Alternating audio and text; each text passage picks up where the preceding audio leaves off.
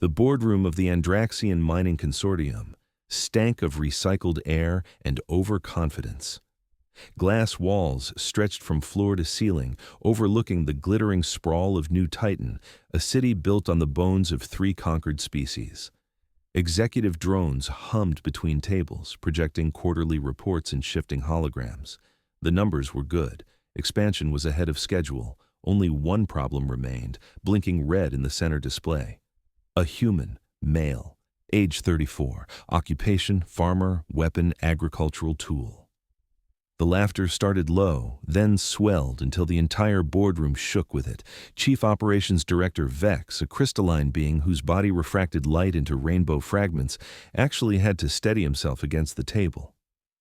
"A farmer," he wheezed, his voice like wind through broken glass, "with a sickle against our corporate enforcers." "Surely this is a data corruption," clicked Executive Thane, a mantis-like creature whose compound eyes gleamed with amusement. "Humans use projectile weapons, energy shields, not farming implements." Only one voice remained silent. Security Consultant Mora, a shadow-cloaked being whose species had seen empires rise and fall like tides. Her voice, when it came, carried the weight of tombstones. "Do not dismiss what you have not measured. Humans harvest many things, not all of them crops."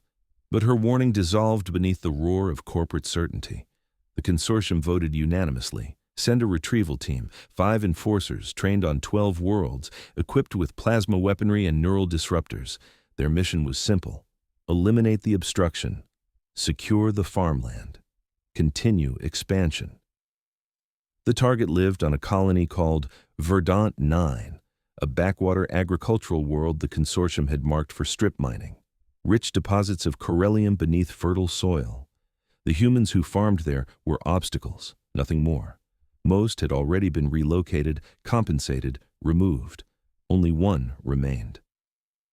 The enforcers arrived at dawn, their dropship cutting through morning fog like a blade through silk. They found him exactly where intelligence predicted, in his field, working. The man was unremarkable.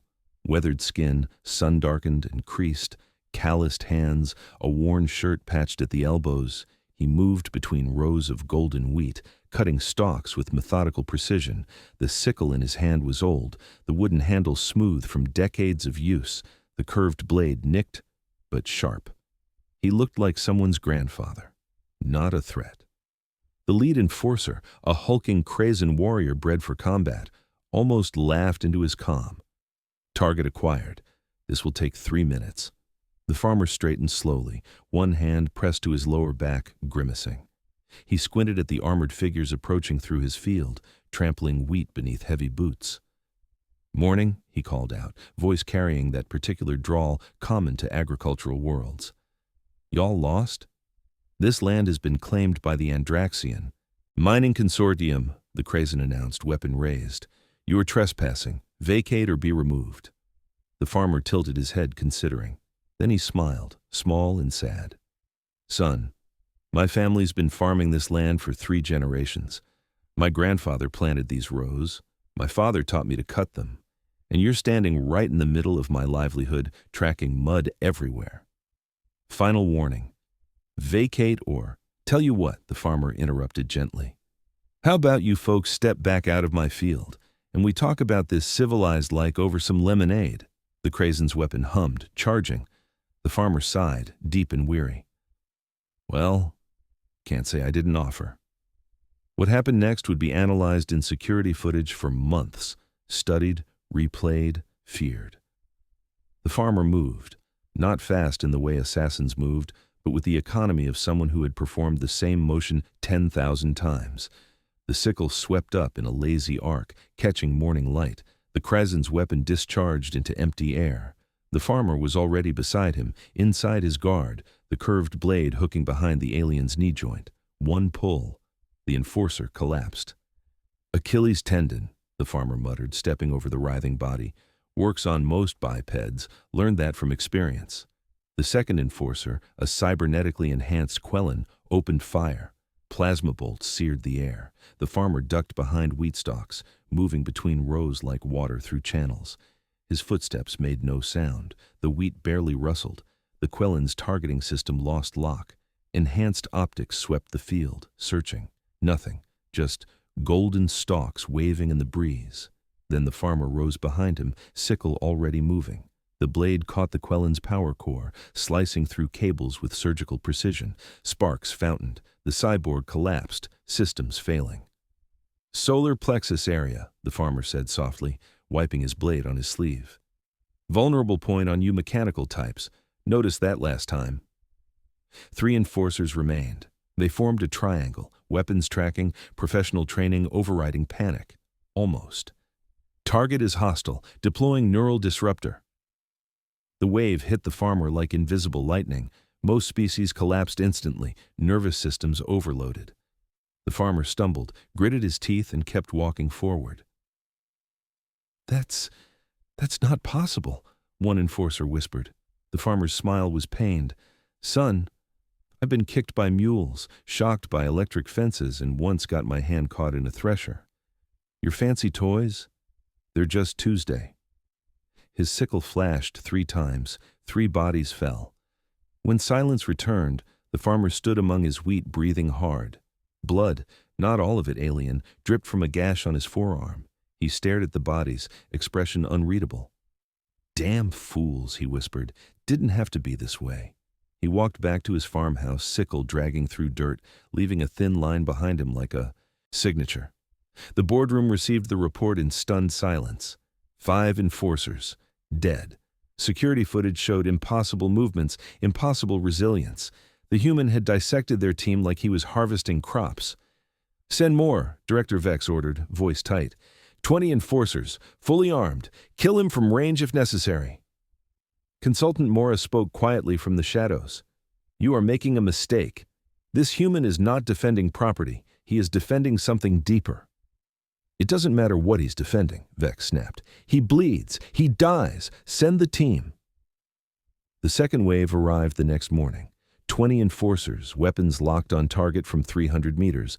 They would not make the mistake of approaching. They would simply erase him and the farmhouse from existence. The farmer was waiting on his porch, sitting in a rocking chair, glass of lemonade sweating in the morning heat. He waved at them cheerfully. "Morning again. Brought more friends, I see." "Target acquired. Fire on my mark." The farmer took a long sip of lemonade, then called out, "Y'all ever wonder why I'm still farming this particular plot?" The lead enforcer hesitated. "What?" "I mean, Consortium's been trying to relocate folks for months. Most went peacefully. Good compensation, new homes. Why you think I stayed?" "It doesn't matter. Mark. 3, 2, because I'm protecting something," the farmer continued, setting down his glass. "See, when the Consortium surveyed this land, they only looked down at what's beneath the soil. They never looked at what's growing in it." He stood slowly, sickle in hand. "My grandfather brought seeds from Earth, special crop, grows nowhere else in the galaxy. Took 3 generations to adapt it to this soil. You know what it does?" 20 weapons tracked him as he walked down the porch steps. "It processes radiation, cleanses soil, turns dead Earth fertile again. Without it, this entire hemisphere goes toxic within 5 years. Your Corellium mining, it poisons everything, but my wheat, it heals." He stopped at the edge of his field, turned to face them. "So here's the thing. You can kill me, you can take this land, but the moment you start mining, you doom every colony within 1,000 miles. And when that happens, folks are going to ask why. And they're going to find out you killed the farmer who was trying to save them." Silence stretched. The lead enforcer's hand wavered. "Central, we need confirmation on—" "Fire!" crackled the order. "That's an order. Fire now!" 20 fingers tightened on triggers. The farmer smiled sadly. "Thought you might say that." His hand moved, not toward them, toward the ground. The field exploded, not with fire, but with motion. The wheat, every stalk, erupted upward. Genetically modified, weaponized, responsive to chemical triggers in the soil, razor-edged stalks lashed out like whips, entangling weapons, wrapping around armor, finding seams. The enforcers screamed, firing wildly. Plasma bolts carved burning paths through wheat, but for every stalk destroyed, 10 more struck. The field had become a living weapon. The farmer walked through chaos untouched. His sickle cut precise paths, harvesting enforcers like crops. No wasted motion, no hesitation, just the methodical work of a man who knew his field intimately. When silence returned, wheat settled back into place, gently waving. Blood soaked into soil, feeding roots. The farmer cleaned his sickle, expression hollow. He whispered to himself, "Grandpa always said, take care of the land, and the land takes care of you." In the boardroom, Director Vex stared at footage in disbelief. The field itself had fought back. Genetic modification beyond anything in consortium databases. This wasn't a farmer. This was a bioengineer, a terraformer, someone who understood life at molecular levels. "He's been preparing," Morris said quietly. "Every enforcer you send, he learns. Every attack, he adapts. You are not fighting a man. You are fighting a century of agricultural knowledge weaponized." "Then we send everything," Vex snarled. "Orbital bombardment, sterilize the entire region." "And kill the crop that prevents radiation poisoning across the hemisphere?" Morris shook her head. "The other colonies will riot. Your investors will abandon you. Your board will have you executed." Vex trembled with rage. "Then what do you suggest?" Morris stepped forward, shadow deepening. "Negotiate or walk away, because if you escalate, he will show you what humans do when you threaten their harvest." But pride was a poison stronger than reason. The third wave came at midnight. 50 enforcers, stealth approach, neural toxins, acoustic weapons designed to liquefy organs from a distance. They surrounded the farm in absolute silence, invisible to sensors. The farmer was ready.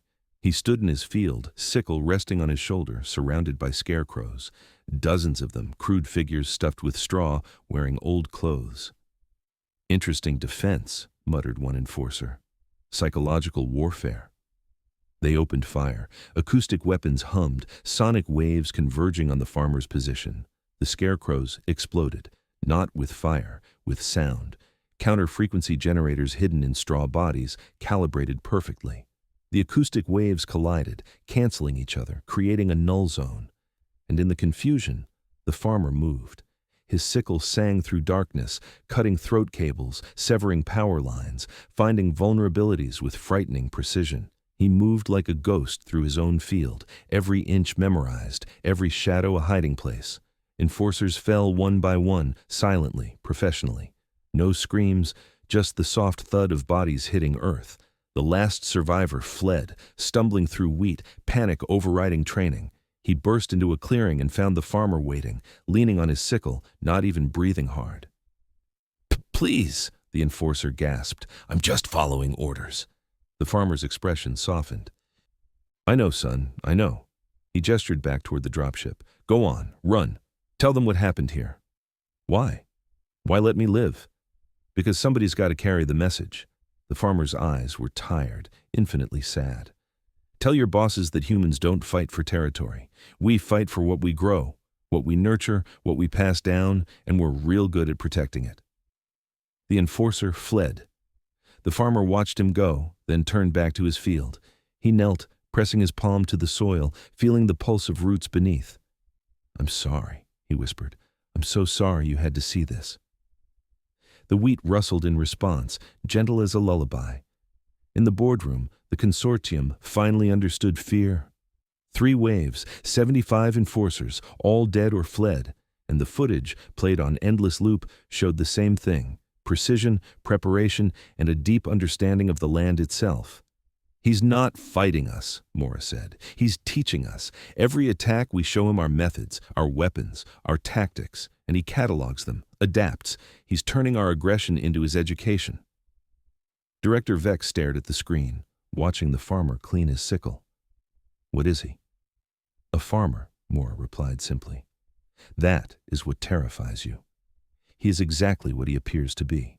A human who understands that survival means preparation, that defense means knowing your ground better than any invader ever could. Your enforcer's trained on 12 worlds. He has lived on one world his entire life. He knows every inch of it, every plant, every season, every defense it offers.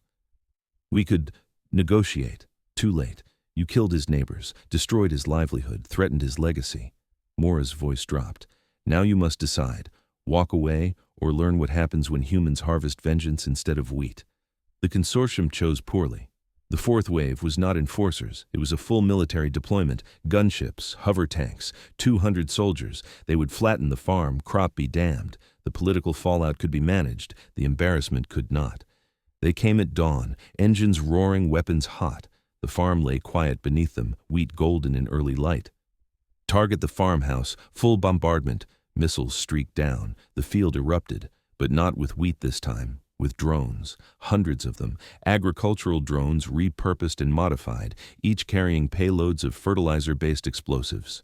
They swarmed the gunships like angry hornets, detonating against hulls, clogging engines, blinding sensors. Chaos consumed the sky. Tanks rolled forward, firing into the field. Wheat burned. Smoke rose. Surely nothing could survive this. But beneath the wheat, tunnels ran deep. Irrigation channels repurposed as trenches. Root cellars transformed into bunkers. The farmer had spent 3 years preparing for this moment, turning his farm into a fortress hidden in plain sight. He emerged from smoke, sickle gleaming, and soldiers finally understood. This was not a battle. This was a harvest. And they were the crop. The farmer moved through smoke and fire like a reaper through autumn fields.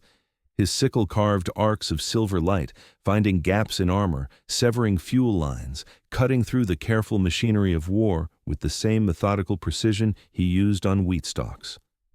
A soldier raised his rifle. The farmer's blade hooked the barrel, twisted, sent the weapon spinning into dirt. His boot connected with the soldier's chest, gentle but firm, knocking wind from lungs without breaking ribs. "Stay down, son," the farmer said quietly. "This ain't your fight. It's theirs." He pointed the sickle toward the command tank rumbling through burning wheat. The soldier stayed down. Tanks fired, plasma rounds scorching earth. The farmer ran between the blasts, reading trajectories like he read weather patterns. Left, right, duck, roll. Movement born from decades of avoiding farm equipment, predicting animal behavior, understanding cause and effect at instinctual levels. He reached the first tank, slapped something against its treads, and kept running. 3 seconds later, the adhesive explosive, cobbled together from pesticides and fuel additives, detonated. The tank lurched, treads shredded, grinding to a halt. "Crop rotation teaches you about chemistry," the farmer muttered, moving to the next tank. "Fertilizer teaches you about explosives. Pest control teaches you about poison." He smiled grimly. "Farming teaches you everything you need to fight a war." Another tank fell, then another. Soldiers retreated, firing wildly. The farmer disappeared into smoke, reappeared behind them, herding them toward the edges of his property like he was moving cattle. "Off my land," he called out, voice carrying over chaos. "All of you, now!" Some ran, others stood frozen, weapons trembling. One captain, braver or more foolish than the rest, raised his weapon at the farmer's back. The wheat moved, stalks wrapped around the captain's legs, pulling him down. Modified roots, responsive to electrical signals, triggered by sensors hidden throughout the field. The captain screamed as vegetation pinned him, squeezing but not breaking. The farmer turned slowly, walked back, knelt beside the terrified captain. "See, here's what you corporate types don't understand," he said softly. "A farm ain't just land. It's a living system, everything connected. Soil feeds plants, plants feed insects, insects feed birds. It's all one organism, and I'm just the caretaker." He patted the wheat gently. "You come onto my farm, you're not just fighting me. You're fighting everything I've nurtured for 30 years. He stood, leaving the captain pinned. "Someone will come cut you loose eventually. Maybe think about a career change." The military retreat was absolute. 200 soldiers fled from one farmer, leaving equipment behind, dragging wounded, spreading stories that would metastasize into legend. In orbit, Admiral Cross watched the footage with something approaching religious awe. A human farmer had just dismantled a military battalion using agricultural equipment and weaponized crops. "This is insane," he whispered. "This is impossible." "No," Consultant Mora replied from the shadows of his bridge. "This is human. They are not warriors by nature. They are survivors, adapters. Every tool becomes a weapon. Every skill becomes warfare. That farmer has spent his life learning to make things grow. Now he uses that knowledge to make you fall. Admiral Cross swallowed hard. The consortium demands we continue. Orbital strike, sterilize the region, and murder millions when the radiation spreads. Those are my orders. Mora stepped into light for the first time, her form solidified, revealing features carved from ancient sorrow. Then you will start a war, not with one farmer, with humanity itself. Because that man down there, he is not unique, he is typical. Imagine 1,000 worlds of farmers, mechanics, teachers, engineers, all with the same capacity to turn everyday knowledge into devastation. She pointed at the screen. That is not a warrior. That is a human being defending his home. Now imagine what happens when you threaten all their homes. The Admiral stared at the screen. The farmer had returned to his porch, sitting in his rocking chair, Sickle across his lap, sipping lemonade, surrounded by burning tanks and fleeing soldiers. "Stand down," Admiral Cross whispered. "Get me a communication line to that farm." The consortium board erupted in fury when they heard. Negotiations with a farmer? Impossible, unacceptable. They would send privateers, mercenaries, species with no conscience and every weapon. Director Vex personally funded the fifth wave, 60 mercenaries from the Krell Dominion, a species that didn't just kill, but enjoyed it. They arrived without fanfare, no demands, no warnings, just death from the darkness. They came during harvest season. The farmer was in his field, cutting wheat by moonlight, singing an old song his grandmother taught him, something about valleys and shadows and fearing no evil. The Krell attacked without sound, blades in the darkness, poison on edges, death delivered with artistry. The farmer's sickle met the first blade with a sound like bells. He twisted, parried, responded with a cut that opened the Krell's throat before it could blink. "Harvest moon means working late," the farmer said calmly, stepping over the body. "Means being ready for night predators." They came in waves, professional killers moving with coordinated precision. The farmer moved between them like he was dancing, sickle extension of his arm, every swing purposeful. He didn't waste motion, didn't showboat, just worked. "Coyotes taught me about night hunting," he said, ducking a blade. His sickle hooked behind a knee, pulled. The Krell fell. "Wolves taught me about pack tactics." Another swing, another body. "Foxes taught me about misdirection." He triggered another trap. The field erupted with light, bioluminescent fungi he'd cultivated for night harvesting. The Krell, adapted for darkness, screamed as vision overloaded. The farmer walked through blinded killers, sickle rising and falling with metronomic precision. No anger, no joy. Just work that needed doing. When dawn came, the field was quiet. Bodies lay in neat rows, arranged with the same care the farmer used for bundling wheat sheaves. He stood among them, chest heaving, covered in blood and dirt. He looked up at the sky, knowing satellites watched, knowing the consortium could see. "I didn't want this," he said to the watching universe. "I just wanted to farm, to pass this land to my daughter, same as my father passed it to me. But you wouldn't let me. You couldn't let one man keep one plot of land when you wanted what's beneath it." He raised his sickle, pointing at the sky. "So here's my message. Clear and simple. Leave me alone, or I'll teach every farmer on every human world exactly what I've learned. And there are billions of us, billions of farmers who know soil and seed and season, who understand life and death in ways your corporate soldiers never will." He lowered the blade, suddenly looking very old and very tired. "We don't want war. We want to grow things.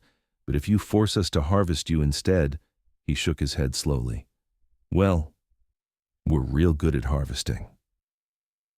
In the consortium boardroom, silence lay heavy as death. Director Vex stared at the farmer's image, frozen on screen, sickle raised like a prophet declaring judgment. "He's bluffing," Vex said weakly. "One farmer cannot threaten an entire consortium." Mora laughed, short and bitter. "He already has. Your enforcers tell stories in bars. Your soldiers refuse deployment to agricultural worlds. Your mercenaries charge triple rates for human contracts. One farmer with a sickle has done more damage to your reputation than a fleet of warships ever could. Then what do we do? What you should have done from the beginning. Walk away. Find Corellium elsewhere. Let him farm in peace. The board will never..." The board, Mora interrupted, should understand that humanity is not one farmer. It is billions of them, each with their own tools, their own knowledge, their own stubborn refusal to be moved. You picked a fight with a man protecting his harvest. You cannot win. Because harvest time always comes, and humans always reap what others have sown. Director Vex stood silently for a long moment. Then, quietly, he gave the order. Full withdrawal. Mark Verdant 9 is contested territory. No further action. The board would censure him, perhaps remove him, but he would live.